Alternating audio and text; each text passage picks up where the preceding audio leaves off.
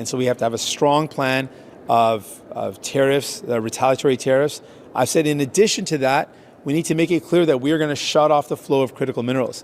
We are the only country that can supply critical minerals at this point. And we know that this is a particularly strong leverage point because one of the prominent figures in Trump's administration, Elon Musk, needs those critical minerals for the batteries for his car companies. Right now, it's extremely easy to tell the difference between who is a complete moron that's running our country or participating in running our country versus who's actually thinking things through. Jagmeet Singh, sellout Singh, who's banned from India and won't even win his riding when he potentially runs for re-election of the NDP. He is now saying we're going to shut off our mineral supply and all that stuff to America in a retaliatory response to Trump's tariffs. This is absurd. I don't understand. Maybe I'm nuts, and I said that in my video earlier this morning. Maybe I'm a freaking moron. Maybe there's a possibility. I'm pretty stupid. I think I'm stupid. But when it comes to this stuff, I feel so dumb because it's such a differentiating opinion that it makes me question myself. So please let me know down in the comments if I'm actually right about this or if I'm completely wrong. Welcome back to the channel. Welcome back to another video, everybody. Before we get into it, I do want to encourage you all to hit the like button and subscribe if you haven't yet already. It does really help grow the channel. It's going to cost you 25% more soon anyways, so you might as well do it now before the tariffs are in place. Look, it's pretty simple logic for me. My opinion stands firm. Okay, I'm like an old dog that you can't teach new tricks on this one. Maybe my mind can be changed. Maybe it can't. I don't really know. But here's where I stand. What Trump has suggested is to benefit Canada. We have shit borders. We have literal ISIS terrorists that have come into Canada, and we're paying them to be here. They're bleeding into America. Of course, that's a problem. That'd be a problem if America was allowing terrorists in and they were coming here to Canada. That'd be an absolute problem. We have a drug crisis because our government is literally giving free drugs to people and they're like, haha, let's just bring that into America and sell it, or whatever the case may be. We have shit border security at our physical border with America, but then also our immigration. Things are not looking good for Canada, and we should be focusing on fixing those things for us, for our future, for our immediate present. It's absurd. Nobody wants that in their country. So Trump's response to, hey, we're gonna tax you because of these issues, our response should not be immediately, well, haha, we're gonna hit you twice as hard as you hit us. That's mental. That's absolutely mental. It's like, hey, buddy, your shoelace is untied. Why don't we all just why don't you stop and tie your shoelace and we're going to keep walking? And all of a sudden it's like, no, instead of doing that, how about I try to cut your shoelaces so you're forced to stop with us?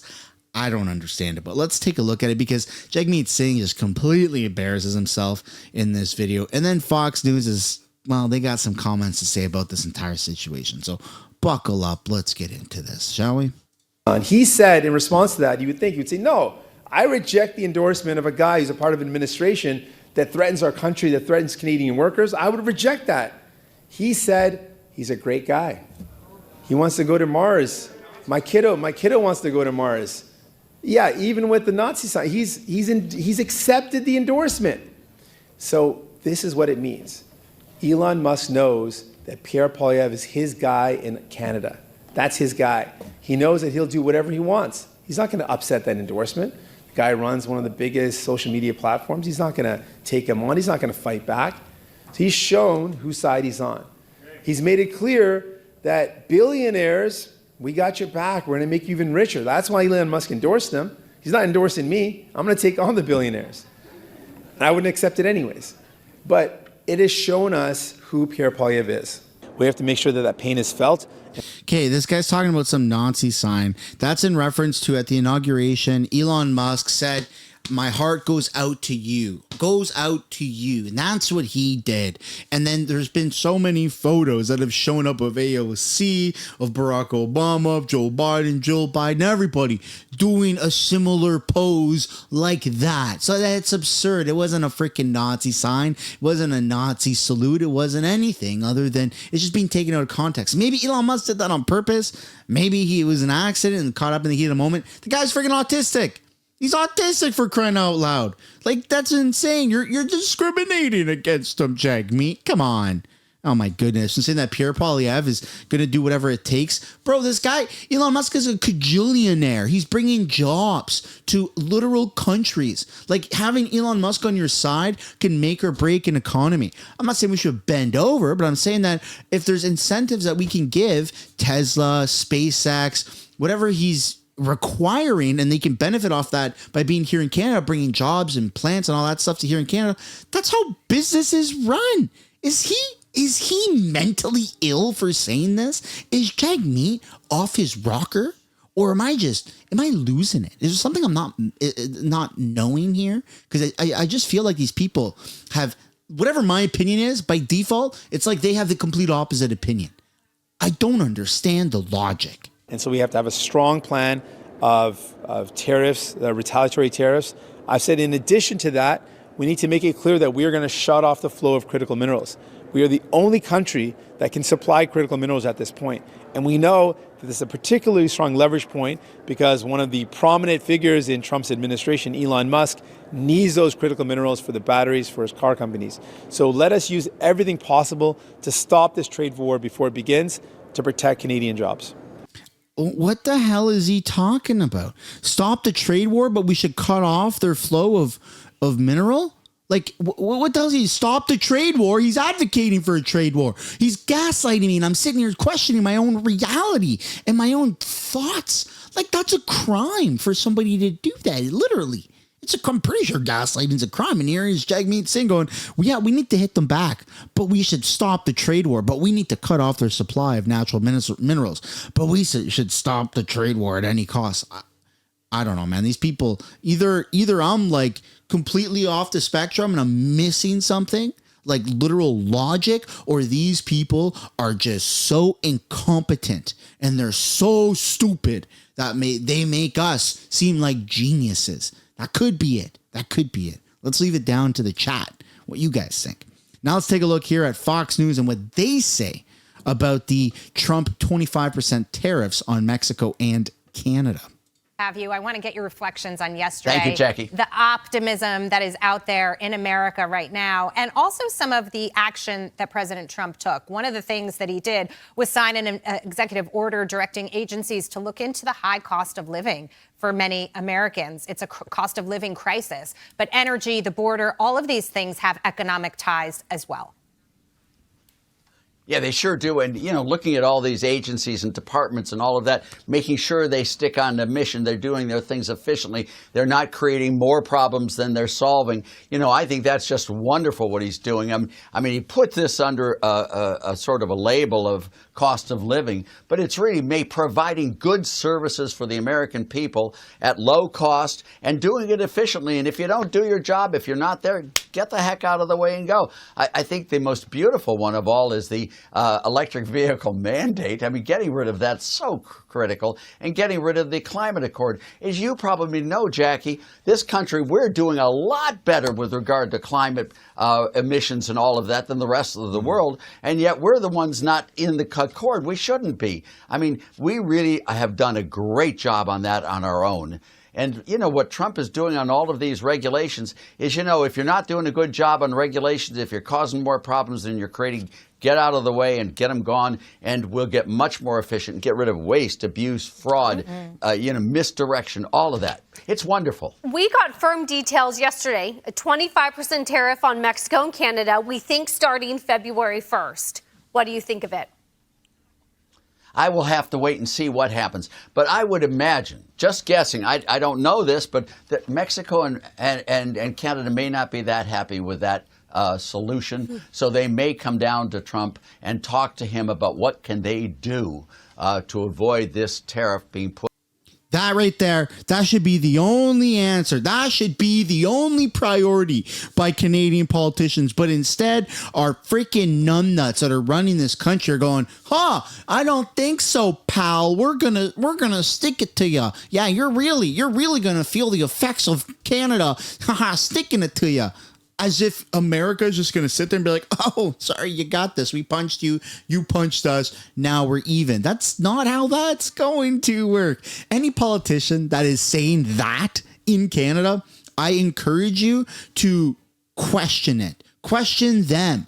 Be very cautious as to which politicians. Look, I've said this, and this isn't the golden ticket answer. I'm not saying my opinion is right. I'm saying that this is what I firmly believe in, that we should be focusing on fixing those things because they benefit us. Never mind the tariffs. Never mind the tariffs. We should have been fixing that shit from the get-go anyways. Had we been focusing on bettering our country, making sure that our problems aren't bleeding into America, the world's superpower, then we may not actually be in the situation to begin with.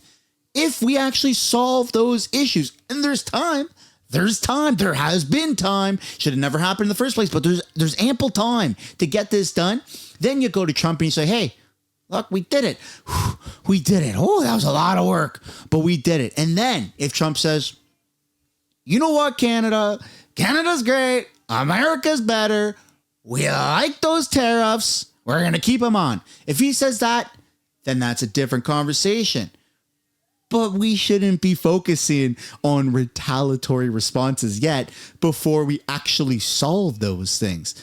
It's America. We're not dealing with Luxembourg. We're not dealing with a tiny little country. We're not dealing with a tiny little island. We're dealing with America. Our neighbors, oh yeah, but still America. And we should absolutely be, I don't want to say bending at the knee, but we should be doing it because it benefits us anyways. And if it stops the tariffs, hey, 2 thumbs up. Like, why is that so hard to comprehend? Am I fucking loony bin for saying that? I feel crazy. I feel crazy because the professionals in suits and ties aren't agreeing with me. This guy is right here. But the other professionals running our country, they have something different to say. And I feel like I'm going fucking crazy. Put on them, and maybe, just maybe, they'll do something good for the U.S., keeping illegal aliens out of the country. Maybe they'll do something about reducing their tariffs on U.S. products going into their countries. There's a lot of things they can do. He's putting a lot of pressure on them to come down and talk to him about what they can do, and I think that's wonderful. Well, he did lay out some of the things that he wants from them, so it's not like he just said, I'm going to throw tariffs on you. It's a little back and forth, But Art, here's another thing. I want to know what you think about this. So the president has been out there touting the External Revenue Service. That's kind of his way to collect money on the tariffs. And, I noted actually in his address yesterday, that was one line that did not get applause. A lot of them did. That one actually didn't. I'm curious if he's kind of testing that out. Do you want to see an External Revenue Service? Do you want to do it some other way? Well, I hope it's replacing customs, not creating a new agency that's going to be like the IRS. I would not applaud it. Let's go back to 1913 when we put in the income tax. If Woodrow Wilson had given a speech saying, I'm going to put in the Internal Revenue Service, I would not have applauded back then if he'd said that. Just for the record, I think creating more tax collection agencies is not the right thing, but replacing is fine. And I wish he'd use those 80,000 new IRS agents. And, if he doesn't fire all of them, any ones that he does keep them, put them on the external. That's fine with me. We need to collect revenues and customs, but I hope he's not increasing the overbearing authority and invasion of tax collectors on Americans. I just hope not, and I'm sure he's not. He dislikes them as much as I do. Art, I want to bring it back to energy where we started, and I do agree with you on the Paris Climate Agreement. President Trump always says countries like China and India are not doing their part, and so why should we be bound to this? And I love going back to the history of it because it was Obama who put us in, then Trump took us out, then Biden put us back in again, Trump's taking us out again. And my question to you is this: if he continues with executive orders to the magnitude that he has been doing it, do you worry that our golden age will be potentially in peril in 4 years because those executive orders just get reversed? Well, maybe. I mean, we're always in peril. We're always in peril as to what can happen in 4 years from now. I mean, if we elect a bad president in 4 years from now and it does all, the future is very hard to control.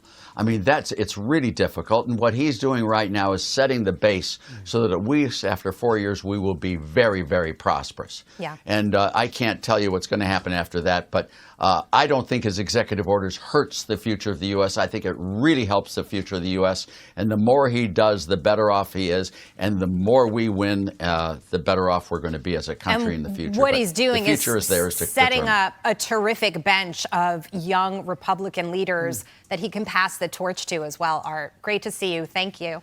Yeah.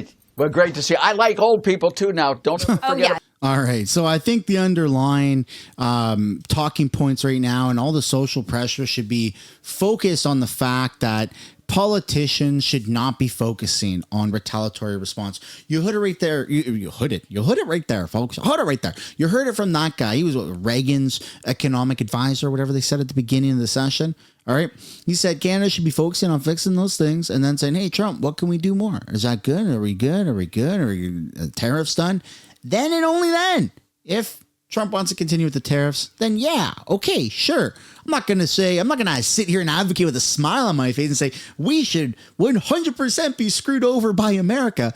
No, absolutely not. Canada's very broken right now. And that's because of liberal management, or I guess mismanagement. And we have a lot of our problems that are bleeding into other countries like America, the world superpower. And if they're pissed off at us, they have every right to be. Then we should probably be taking this a little bit seriously.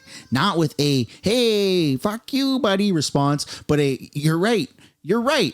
We haven't been doing a great job. We've been mismanaged. We should probably fix those things. Why is it so hard for a politician to say, that's a great idea? That's a great idea. We've been doing things wrong. That's a great idea. Why is it so hard for somebody to say that? Pierre's been saying that about the Liberal government, but why is it so hard for a sitting government? Is it ego? Is it greed? I don't understand it. But they are the problem, and they are driving us into a trade war with America. Nobody voted for that. That's in the video, everybody. Hope you enjoyed it. Drop a like, subscribe, and I'll see you guys in another one. Bye for now.